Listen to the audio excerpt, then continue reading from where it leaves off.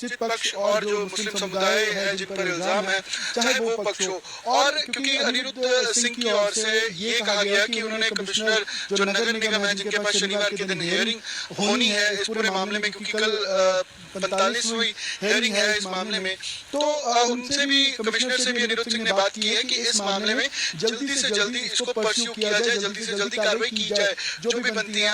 अगर अब तक 44 दफा हियरिंग हुई और कुछ नहीं हुआ तो अब इसको जल्दी फास्ट ट्रैक किया जाए। एक तो ये सबसे बड़ी डेवलपमेंट थी कल के दिन।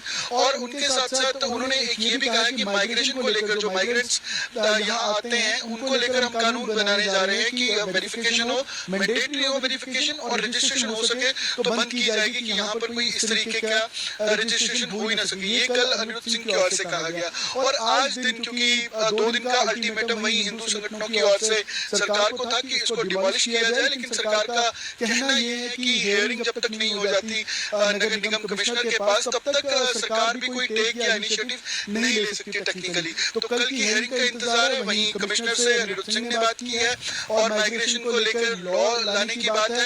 हिंदू संगठन 2 दिन का अल्टीमेटम देकर कल तक इंतजार करेंगे कि क्या कल तक होगा। और आज अगर जरूरत पड़ी तो प्रदर्शन या आक्रोश भी उनकी ओर से देखने को मिल सकता है। अगर कोई पिछले दिनों के मुकाबले कोई घटना ऐसी घटती है तो कहीं ना कहीं आज फिर वो तस्वीरें हो सकती है कि प्रदर्शन आक्रोश में आकर किया जा सके। और तीसरी जो सबसे अहम बात है कि आज शुक्रवार का दिन है और उसी संजौली की मस्जिद में नमाज अदा होती है और वहाँ पर जो गैदरिंग भी है नमाज के लिए वो शुक्रवार के दिन ज्यादा होती है। तो आज के दिन भी 1 बजे नमाज वहाँ पर अदा की जाएगी। जो मौलवी शहजाद इमाम का कहना है कि आज 1 बजे वो नमाज अदा करेंगे और उससे पहले किसी से बातचीत नहीं की जाएगी। जो वहाँ पर नमाज अदा करने आएंगे भी उन्हें भी ये सीधे तौर पर सख्त तरीके से कहा गया है कि वो किसी से बातचीत ना करें ताकि कोई कंट्रोवर्सी ऐसी ना हो कि नमाज अदा करने आए थे लेकिन यहाँ पर कोई कंट्रोवर्शियल चीजें हुई या कंट्रोवर्शियल किसी ने स्टेटमेंट दी। तो 1 बजे की जो नमाज अदा आज होगी उस पर काफी कुछ निर्भर करता है कि क्या वो शांतिपूर्ण तरीके से रहती है। क्या जब कोई नमाज अदा करने आएगा तो क्या हिंदू संगठन या कोई और उनके साथ किस तरीके का उस पर रिएक्शन देंगे उनकी नमाज अदा करने पर, क्योंकि कल इसी बात को लेकर आक्रोश था और कल के दिन वहां पर सन्नाटा पसरा हुआ था, ताले तक लगे हुए थे आस पड़ोस में। तो आज जब नमाज अदा होगी तो उस पर काफी कुछ निर्भर करेगा और 2 बजे के बाद बातचीत मस्जिद और सिक्योरिटी भी समय नहीं चाहिए। लेकिन संजौली बाजार का जिक्र करना चाहता हूँ कि जहाँ पर रजिस्ट्रेशन रजिस्टर्ड हुए हैं 190, लेकिन वहाँ पर 1900 की संख्या की बात कर रहे हैं अनिरुद्ध सिंह। तो इतना रजिस्ट्रेशन कौन बांट रहा है, क्या वेरिफिकेशन हो रही है नहीं हो रही? जब रजिस्टर्ड 190 तो 1900 वहाँ पर जो तय बाजारी है वो कैसे है? इस बारे में क्या खुलासा उन्होंने किया है? संजौली बाजार की क्या स्थिति है वो भी आप बताएं। देखिए संजौली, क्योंकि संजौली हार्ट ऑफ शिमला कहा जाता है, काफी कंजेस्टेड है।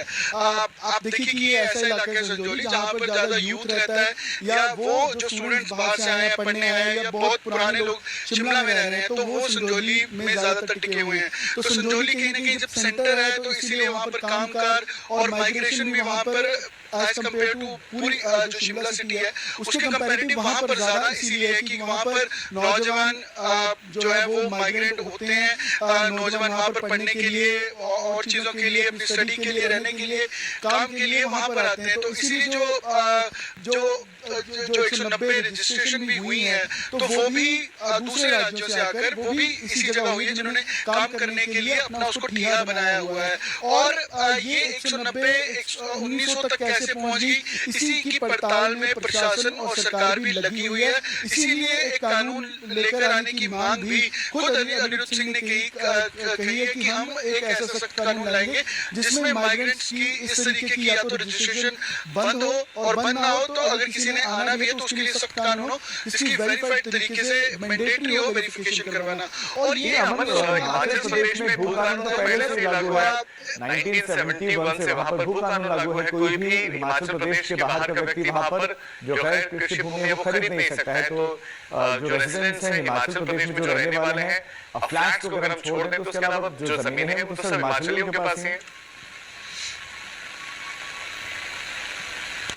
बिल्कुल, वो बोनाफाइड हिमाचली को ही यहाँ पर राइट्स हैं जो कि हिमाचली को मिलते हैं, वो किसी और स्टेट के बोनाफाइड को नहीं मिलते। लेकिन ये जो रजिस्ट्रेशन की बात है, तो ये रजिस्ट्रेशन वो है जो दूसरे किसी और या तो देश से या और दूसरे समुदाय से आकर खुद को रजिस्टर यहाँ पर आकर करवाते हैं, स्पेसिफिक रीजन देकर कि काम उन्होंने किया है या दूसरे राज्यों से अगर वो बोनाफाइड नहीं हो सकते, कामकाज करने के लिए उनको रजिस्टर करवाना पड़ता है। लेकिन हुआ ये पिछले 14 सालों में कि इन्होंने वे आउट कर अपने आप को बाईपास किया है, जो सरकार के नियम है उसको बाईपास कर खुद को यहाँ पर माइग्रेट किया और रजिस्टर करवाने की किसी ने जरूरत ही नहीं समझी। क्योंकि पिछले सालों में हिमाचल थोड़ा ठंडा राज्य है, वहाँ यहाँ पर इस तरीके की वेरिफिकेशन या इस तरीके की सतर्कता शायद सरकार ने नहीं दिखाई जो अब सरकार की ओर से दिखाई जा रही है। यही कारण था कि 190 से 1900 का आंकड़ा पहुंच गया और वहां पर जब उनके वोट या आधार कार्ड, क्योंकि वहां पर जो लोग हैं भी हैं जो 1900 का